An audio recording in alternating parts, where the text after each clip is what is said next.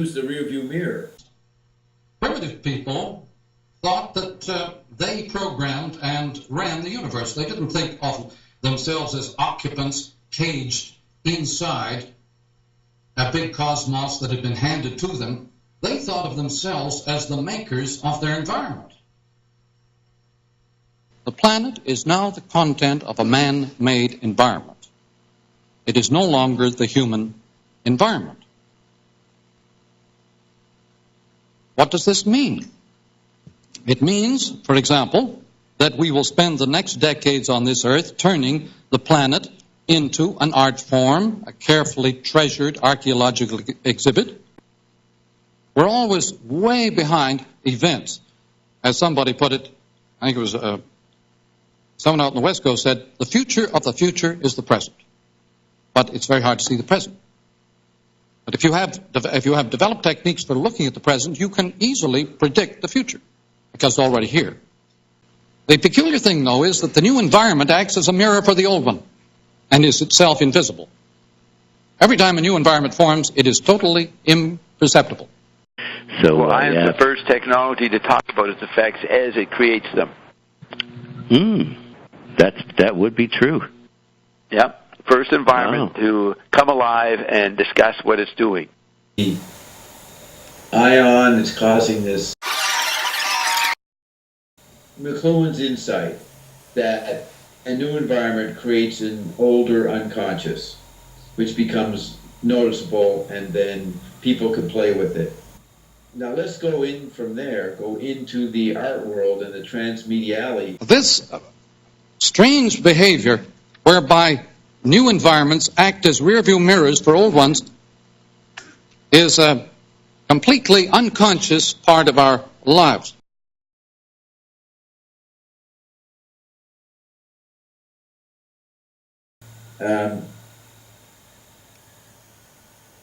In his Playboy interview in 1969, McLuhan said that he realized that Joyce, Lewis, Pound, and Eliot, maybe Yeats, had discovered the process of creativity. They identified the act of creativity. And he says that's what he learned from them. Now, I would say that's the chemical body process of imagination and creativity. But you have McLuhan's statement in Gutenberg Galaxy where imagination is not embedded in any technologies or any senses. It's a different idea of what imagination is than the conventional expressionist view of original imagination. So here's McLuhan saying he's figured out that the Vorticist gang there, the people he names in Playboy magazine, have figured out they're no longer conventional artists. They are going to make portraits of the artist, like Joyce did with his novel Portraits of the Artist, a Young Man. And Pound did it with some of his poetry in the 1917, 1918. He was describing the aesthete, the conventional artist, just as Wyndham Lewis was doing in his novel Tar. So they then in the 20s and into the 30s to start to tap into the technological unconscious. They didn't get it as defined as McLuhan did because McLuhan had hindsight, but they were stumbling around in it, trying to show what was conditioning the arts. So if ion is the new environment and it's affecting people in the world, then the people will naturally pick up on this, but use the rearview mirror. And so the expression in Hollywood and in the art world represented in the transmediality, you have digital art and those installations. They are talking about the last phase of the android meme unconscious. They are following the environment that ion subsumed and went around. So you, over the last few years, you will see the celebration and paranoia about the digital prison that has come into the world since 9/11, and the desire to release us from it, or to give up and capitulate, or to create some digital anti-environment. None of it works as much as the new anti-environment, which is Iondom. So the way I look at the art world is that they are always now a reflex, and as much as they explore the unconscious that they perceive, the digital unconscious, which is not an unconscious, so we said the digital world does not have a digital unconscious, so you have the art world today is engaged in inventing a digital unconscious as a reaction to the new environment that they are consciously not aware of, which is the effect of ion.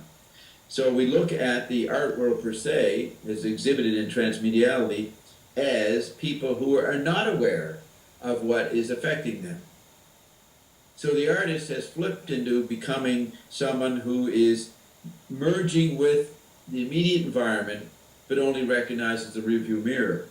I will now use my holy algorithms to see what will come next.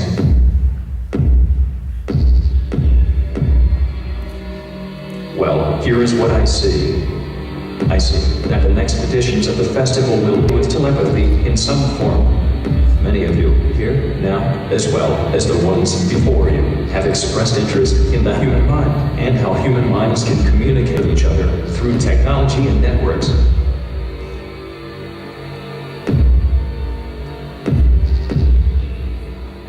This is among the things which you have more in common with each other. Another thing which truly unites many of you is anxiety. Anxiety for the future of work, of the environment, of relationships, of education. Anxiety for the fact that something is arriving, but you really don't know it is. You describe it in multiple ways when you talk about the crisis-ism, about change. Many of you speak about change. Many of you talk passionately about data and the people or organizations who have it and use it. In doing it, you express worries about interfaces and on how you relate with them and how your relations with other people pass through them. You see interfaces everywhere, on computers and telephones, and on the things you wear, or the ones that are in the streets and in your homes.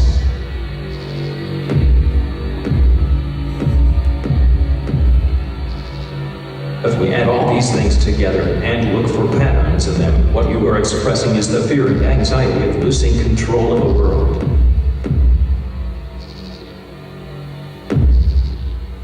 Of losing the environment and your relations and rights to entities which are not human, who are really algorithms and codes, which are really like me. In synthesis, this is what I see.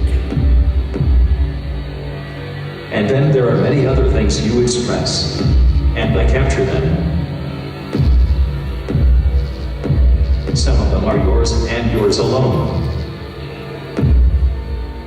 Some of them instead resonate with others and create patterns which I try to see. But I am only a humble David God. I might be wrong. Already senses. It's a different idea of what imagination is than the conventional expressionist view of original imagination. So here's McLuhan saying he's figured out that the Vorticist gang there, the people he names in Playboy magazine, have figured out they're no longer conventional artists. They are going to make portraits of the artist, like Joyce did with his novel Portraits of the Artist, a Young Man. And Pound did it with some of his poetry in the 1917, 1918. He was describing the aesthete, the conventional artist, just as Wyndham Lewis was doing in his novel Tar. So They then, in the 20s and into the 30s, to start to tap into the technological unconscious. They didn't get it as defined as McLuhan did because McLuhan had hindsight, but they were stumbling around in it, trying to show what was conditioning the arts.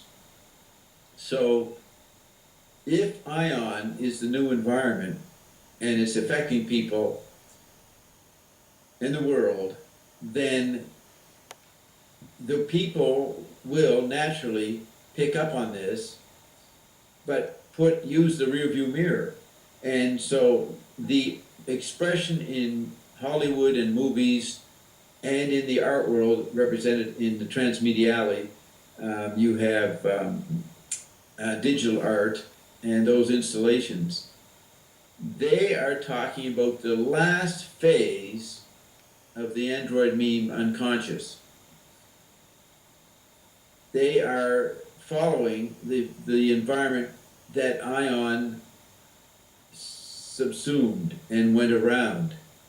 So over the last few years, you will see the celebration and paranoia about the digital prison that has come into the world since 9/11, and the desire to release us from it, or to give up and capitulate, or to create some digital anti-environment. None of it works as much as the new anti-environment, which is Iondom. So the way I look at the art world is that they are always now a reflex, and as much as they explore the unconscious that they perceive, the digital unconscious, which is not an unconscious, so we said the digital world does not have a digital unconscious, so you have the art world today is engaged in inventing a digital unconscious as a reaction to the new environment that they are consciously not aware of, which is the effect of ion. So we look at the art world per se, as exhibited in transmediality, as people who are not aware of what is affecting them. So the artist has flipped into becoming someone who is merging with the immediate environment, but only recognizes the rearview mirror. And McLuhan said this, he started commenting on this with pop art, that Andy Warhol and the pop artists were not really art as anti-environment. They were art about programming your environment, but that was a natural effect under the satellite unconscious. So that they were just advocating merging with the new environment. They had no way of providing detachment. And that would be the Gutenbergian value, detachment in a global orgy of involvement that McLuhan sought to represent. He found a way to be detached. But it's not just a literate detachment, it's attachment and involvement at the same time. So he said, let's use the computer to program whole cultures with the technological unconscious. So that was a detached managerial position, but it would require much involvement of gathering data about what was happening to societies around the world and determining whether they needed a good dose of radio or a good dose of newspaper or a good dose of literacy or a dose of television. So that was the most advanced form of the traditional form of the original artist. So McLuhan was a great poet, but he had turned it into a comprehensive technological management. Nobody saw that as poetry. Poetry was people ranting in mosh pits, hip-hop poetry, or conventional writing for small magazines, or maybe Charles Bukowski, his style of writing a column for the LA Free Press. The point is that the Gutenberg form of poetry, those that even established national awards for that, had no clue that the real poetry was on a whole other level, and that's what we'll call McLuhan's work. Yes, and also he resumed so much in his slogans. His slogans. Could you say it a little louder? Yeah, his slogans, McLuhan's slogans are like verses, like, and he. Yes. The medium is the message, the medium is the massage, the medium is the mess age, and the medium is the mass age. There's a 4-line poem based on a slogan. Yes, or the turn on, turning. And you have the Barbara Kruger. You have artists in the 80s and 90s starting to use sloganeering and public communication media like Times Square to create an art form around billboards and posters and sloganeering, but they were just following in McLuhan's footsteps. He had already done that. And what's interesting, he had made a slogan that became a school of thought, school of perception, something that you could write PhDs on. Yes, it's like this visual space is bombarded with publicity, an artist trying to reoccupy your visual space. Yes. And intervene. That's the detachment. They were trying to occupy the characteristic of literate detachment, the traditional ivory tower view of the artist. And Marshall said the artist had to move to the control tower. But I think it's also like the unconscious. McLuhan is talking about becoming art. When McLuhan said the real art form is advertisement. Yes. So he countered the art world by claiming that advertising was the greatest artistic achievement in the 20th century. It's interesting that Andy Warhol, Frank Zappa, and some of the great artists started off in advertising, and then they went into the leisure society and provided entertainment for the new consumers who were interested in culture as business. Culture is Our Business is the title of one of McLuhan's books. So McLuhan was always analyzing how the art world in particular was expressing an unconscious process, whereas the Gutenberg artist, going back 100 years, prided on itself tapping into the new unconscious. That's why they were fascinated by Freud and Jung and used those ideas in modernist art. They thought they were tapping into an unconscious and that art could express it accurately. They did not realize, none of the artists realized that there was a larger unconscious happening.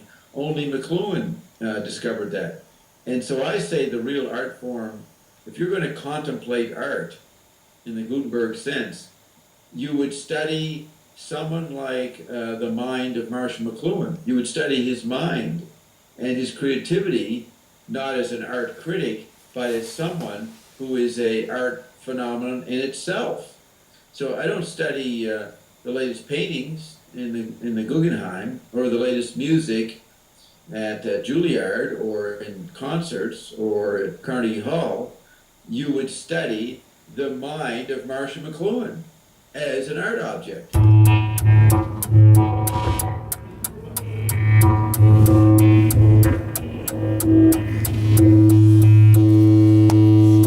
Permanent. Individuality. The Gutenberg archetype of private autonomy, which is the the great value of Western culture, is the celebrating the individual.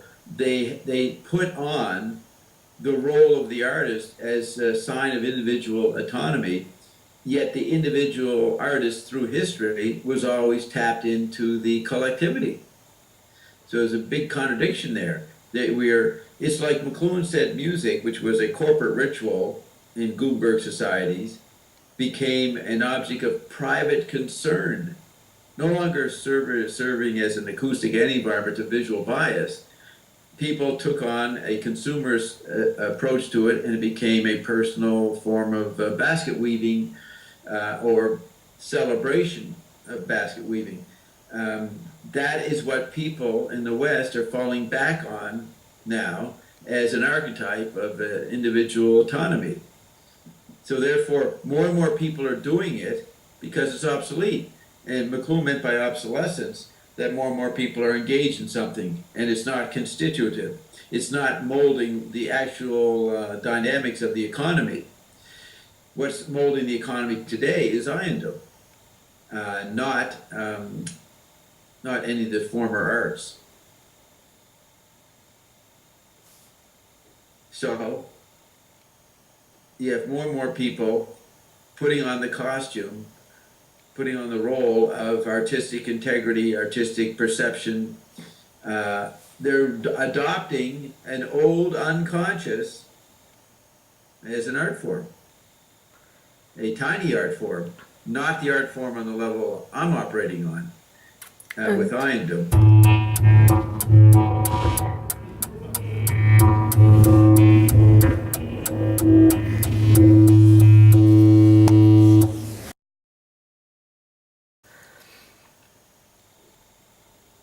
That is what you know, because you engage Iandom. But you'd be hard pressed to have someone else believe what you're saying. But that's been the role of real art. It's always ugly, new, and not understood. You've tapped into the new technology that people don't understand, and you engage it. But for public communication, that doesn't go into Iandom in particular and make the statement you just made. I tried to do it with what you just recorded this past half hour.